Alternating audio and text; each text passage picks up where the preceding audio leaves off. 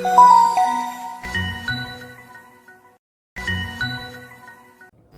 so today in this video I'm going to show you on how to change the screen of your iPhone 6. Now the screen is not changed on this model because the replacement part is not ordered yet. So make sure you turn off the phone first before doing anything else, and then remove the case if any. Now you can just take any screwdriver, any pentalock screwdriver bit, and it must be a size of 0.8. So there are two screws at the bottom of the phone, as you could tell right here. One of them just fell off because my sister used it. Then once you get both done, above the headphone jack is where you will slide your Pro 2 into the groove. Now this groove is to aid you into removing the display. And then now once you're done, I'll explain this step as I go. So when you reach this step, you just need to use a guitar pick and twist the screen away from the shell of the phone. So this will just release the screen away. Then once you're done, you can just drag it down and pull it out, and you have successfully completed your second step into this whole phone repairing step. Now that once you're done, you can use anything to prop your screen out and continue doing, but for me, since replacement part ain't ordered, I will make sure that I test out the display before continuing to see if I didn't do anything even more stupid than what my sister already done. So what I did is I turned it on, I gave the screen a little bit of test, and then I turned it off. So there we go. Now it is important to prop your screen 90 degrees. I will explain later, but first the battery connector must be unplugged to prevent any further shortage from the phone. So this will give you permanent damage to your phone if it's not unplugged. If it's not unplugged when you're trying to remove the screen or something, it will fry the backlight of the new display. So once you unplug it away, I recommend you to start to do that at the bottom part of the connector. Unscrew 5 screws on the top part of the phone, 5 for the LCD by the way, and then remove another plate. Once you're done, I recommend you all to use spudger and disconnect the cables from the right side. I find it especially easier to do that, even though as you can tell later when I disconnect, I do have some difficulty like right here. So I did end up trying to do it from the right side. It ended up working out for me, or the left side depending on where or how you want to disconnect the cable. It's just no right or wrong methods, it's just how you find it easier to do it. This last cable is a little bit of a pain, but I managed to remove it.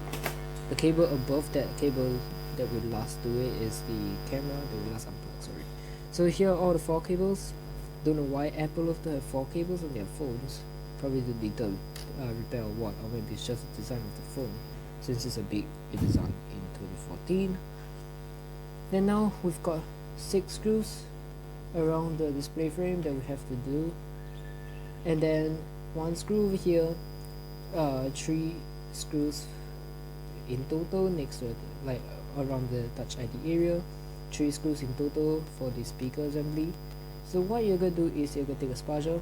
Once you remove all this, pull the camera out, take out the speaker, pry the camera out, sorry.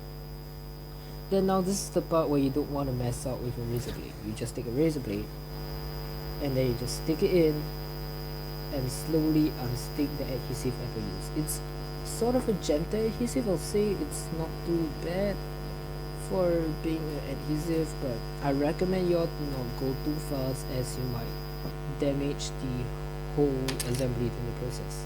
Replacement parts, I think, are quite cheap due to the fact that this is probably like a 5 to 6 year old phone, depending if your phone is a 5, so 2015 revision.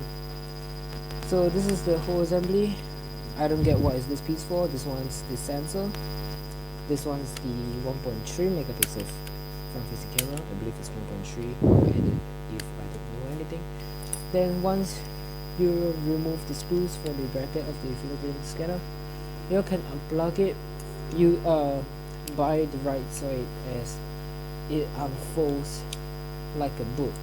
So do not do it from the left side, as you might risk damaging this pad iPhone home button. Now Apple does this to make sure nobody gets into their phones, and importantly nobody ruins it or what, because of security, as Apple calls it. Now that once you unstick it carefully from your razor blade, just like what I did just now, you all can just push it away from the phone screen, from the place where from the side where you are touching your phone as always. Then 7 screws later, it's recommended that you will unstick this first, but this is exactly not how you should unstick this cable, but because this is when your razor blade might slip and just cut the whole Touch ID extender. Now I don't want that to happen personally. I feel like this is related to the whole proprietary issue. So what you're gonna do is you're gonna stick the razor blade in, this is the correct way of doing it, to the flap, and then just slowly pry it out. Do not break the cable in the process. These parts are inexpensive now that the phone is it's so old right now. Still getting software updates, that's crazy. Then now here is the part where I reassemble everything. You just need to tack the extender down, and then there will be this guiding pin for you to put your the part where your Touch ID connects into Touch ID home key anyway. Then there's also a guiding pin for your Touch ID cable. Just need to line it out, plug it in, push down the home button since it's also adhered. It's also the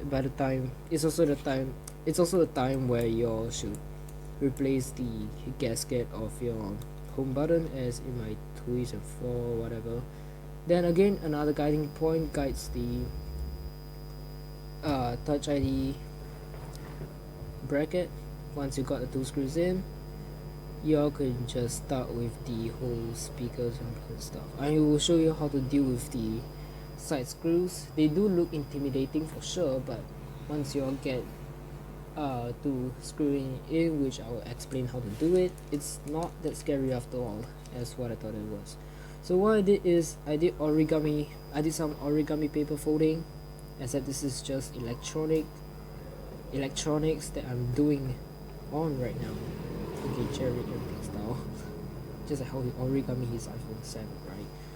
And then just casually folding everything back into where it belongs, screwing in the 3 screws covering down the bracket of this whole assembly, and then the 6 screws around this area. So there you go. Now I recommend you all to do this one next to the Touch ID first before doing anything else, because this is more of a secure your plate first. This is how you do it. Take a screw, push it down, and then just screw it in. So do not screw any of this too tight or too loose, otherwise you might damage the display, or your display might not be lining up after you have completed the repair of this iPhone 6 or any other iPhones that does have this design after all, basically all iPhones anyway. Then these are all cables. I'll start with the one that's closest to the camera cable. They're just snap on like little waffles. Again, another reference to Jerry everything, the Lego, because they are actually called waffle cables. In some areas they were waffle cables. So snapping in everything, very satisfying. Now this is not the time to turn on your phone. You all need to also screw in the brackets, which I'll also do to give you a tip and orders. So once everything is connected, press down hard again. It's recommended that you all wipe the cables and then put the bracket on top of it. Now screw in the one right here as I'm pointing first, because this is the hardest one to get on. This is the hardest one to get onto. Then the battery part can finally plug in, and do not turn on the device. I mean, yes, you can turn it on, you can test it out as whatever, but once you're done, turn it off, because this might somehow fry the display. I do have experiences with that. I mean, I do know some people who have experiences with that. So the way that I put the plate covering the battery is the opposite way you all should do it. So you just flip it around and you all should be good. The indent should be facing where the SIM tray is, just at the right. Then turn on the phone. I did plug in so that I can electric shock myself. No, just kidding. This is my sister's phone, where I secretly performed this for her because her phone was photo damaged. Something's going wrong with that phone, so I thought it's a good opportunity to make this video. Then now testing the touch, if this thing is still working, since this is the only display I have so far. It's just the usual lag of this phone that it's all. This actually is my iPhone, but contract issues, I have to get a J1 at the point of time. Now I've got a better phone. So now I'm testing out the Touch ID to hope, to just hope that it works, because it's really bad that if it doesn't work, you'll have to send it to Apple for repair, and they might refuse repair since you have already opened the phone. So hinge the display back in once you turn off your phone, and then just press down the display satisfyingly. By the way, if the phone was on at this time, I believe. I don't know, it's been a long while since I've made this video, and it took me a freaking month to goddamn edit this.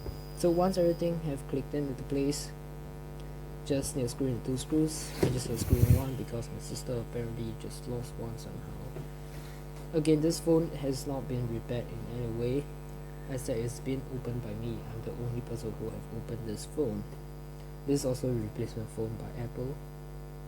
So once you all get the screw in, it's time for you all to power on this phone.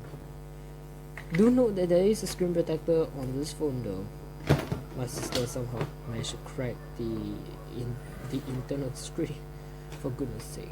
There you go.